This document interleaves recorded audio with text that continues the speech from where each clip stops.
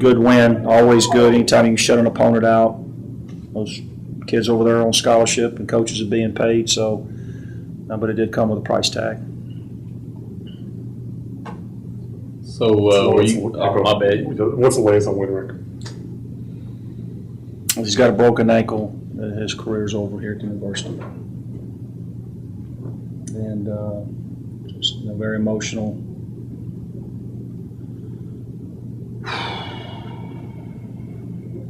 All the things that he's poured into this university, to our football program. We know injuries are part of the game, but that one's tough. Got a young man and a family that's really hurting right now.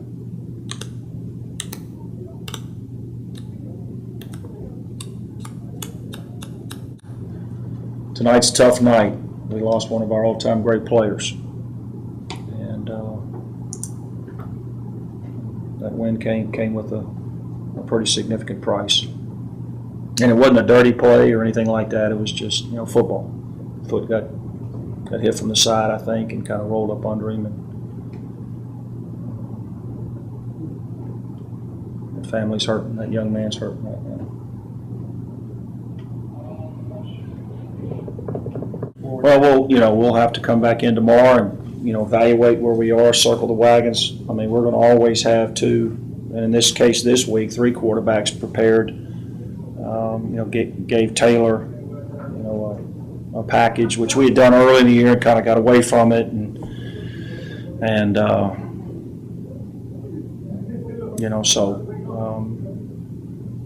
we'll need both of those young men over the last half of the season to prepare well and play well, and they're both high character guys, and they both bring a different skill set and experiences, and I'm sure the offensive staff will put a great plan together, and just tough. I thought our defense played lights out, and offensively, again, we just kind of struggled to get into a rhythm. I thought in the first half in particular, that our first down production was poor, and it put us into third and long situations ultimately, or third and medium. They did a nice job of overload blitzing and creating hot throws, and we might complete them for 4 yards and then have to punt.